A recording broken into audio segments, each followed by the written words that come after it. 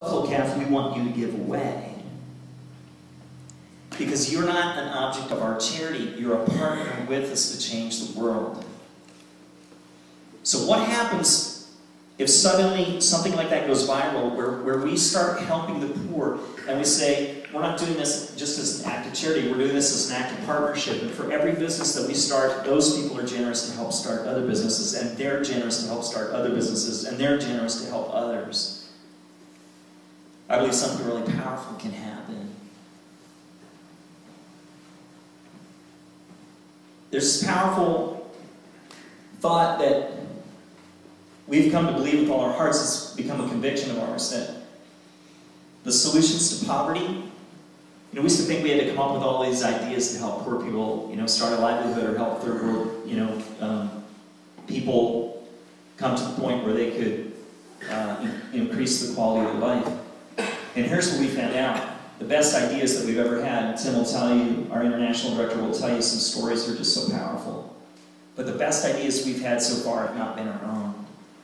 They've come from the very people that we're working with. And so that's why we say in the Reckoning, solutions to poverty are found among the poor. That if we'll go to people, they may not have a lot, but we can partner with them in amazing ways to see change come to the world. I think that what happens is we look at the needs of the world, they seem so overwhelming. Poverty and underdevelopment seems so huge. It's like, wow, what can I do? And, it's my belief that poverty is not such a big problem. But it's a hive, it's a cluster, it's a huge cluster of small problems. And those small problems can be solved one person at a time. Instead of looking at the massive problem, we can focus on a life, and there's a face on that life, there's a person. And Tim is going to come and tell us some stories of those people and tell you how the Reckoning works in particular. Tim Karras is our international director.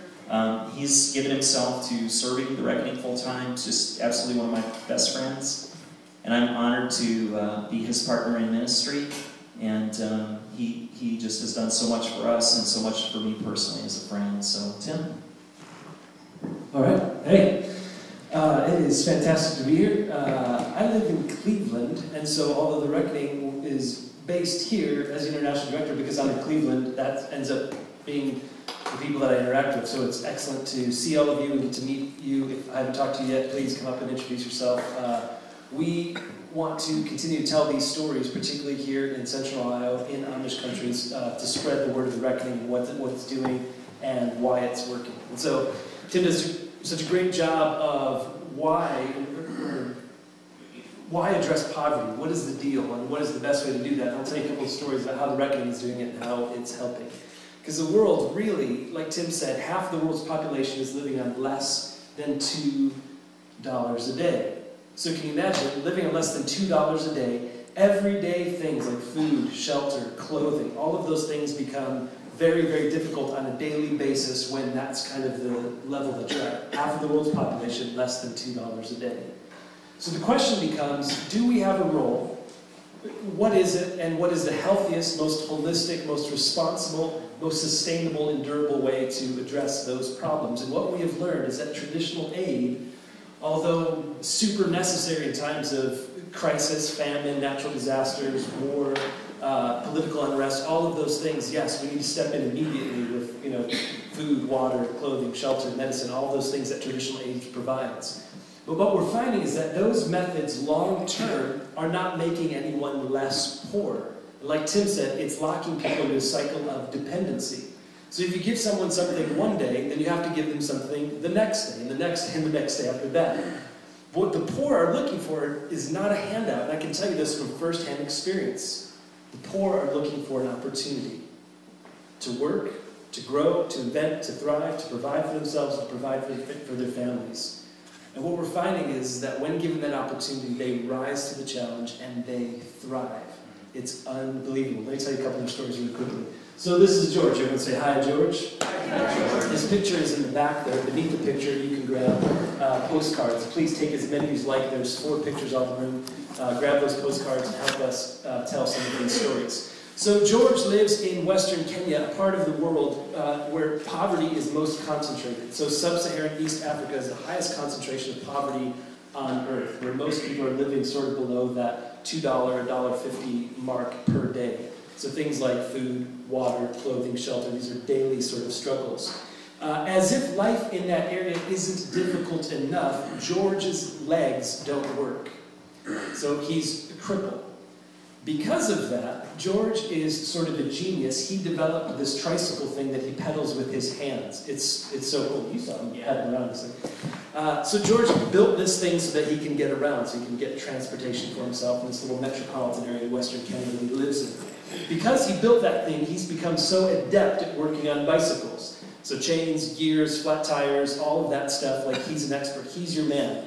So what George decided to do, he said, look, I'm tired of being dependent on other people. I'm tired of begging. I'm tired of living off of the generosity of others. How can I take ownership of my life? How can I provide for myself? So he started a small roadside bicycle repair business. When he first started, he was actually renting tools. Now, when I say tools, if you own a bicycle and you have like a little multi-tool thing, you might as well be NASA compared to what George had. So he was renting like a bent screwdriver, a couple Allen wrenches, whatever. He was paying for the privilege to rent those tools so that he could run this roadside business. When we met George, we then said, hey, that's a bad business model. We're going to lend you, she's providing for herself, she's providing for her family, her kids are getting an education. This is the work of the Reckoning. We provide small loans, job training for the poorest of the poor to start their own businesses. They take ownership of their lives, pull themselves out of poverty, and then they respond with generosity to others. It is the coolest thing you could possibly imagine. As if all of that was not cool enough. This little girl, I don't know her name. Her story is just in the back there. And this is the project called the Forest of Hope, and I think many of you hopefully have heard about this by now, but if not, I'm going to. So in Kenya, who were struggling, they lost their husbands due to the AIDS crisis.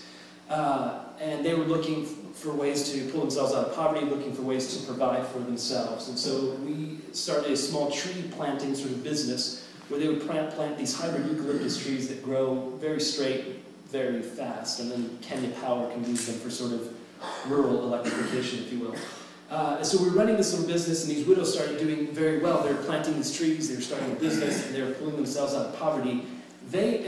So when Tim says this whole idea that the solutions to poverty are found among the poor themselves, this is such a great example. The widows then came to us, identifying a need in their community. Because of the AIDS crisis, there are millions upon millions of orphans in Africa, and that those numbers are going up every year. What's going to happen then, Tim likes to say it like this, a poverty bomb is about to go off. We know that without education, opportunities in the developing world are very, very limited. We know that education is the way to overcome poverty for many people. And so when we talk about the problems in the developing world, we have to approach it in a holistic way and talk about education, we have to talk about water, we have to talk about all of the issues surrounding that. The widows came to us and they said, would it be okay if we planted extra trees and then we could use the profit from those trees so that orphans can go to school? Would it be okay? Unbelievable. So Tim quoted the passage earlier from James that says, you know, real religion, the genuine religion, the best kind of religion is that. When you look after the widow and the orphan in their distress. And I thought, how much more efficient if you can just get the widow to look after the orphan. And so we have widows planting trees so that orphans can go to school. And we're calling it the Forest of Hope. So this is the work of the Reckoning. And here's the deal. There are no shortage of poor people in the world. And we need your help. We want to partner with you. We want you to get in on this while you still can. We want to help as many people as possible. And I hate to break it down to this kind of bare minimum thing, but we're a nonprofit organization. And so we're perpetually in a state of fundraising. We're always raising money. And we do it in lots of different ways. We approach businesses, we approach churches, we're writing for grants, we sell things like the soapstone, which I'll talk about in a minute, t-shirt, all those things. We're doing everything we can to raise money because the more money we raise, the more people we can help. It really is that simple. And we need your help.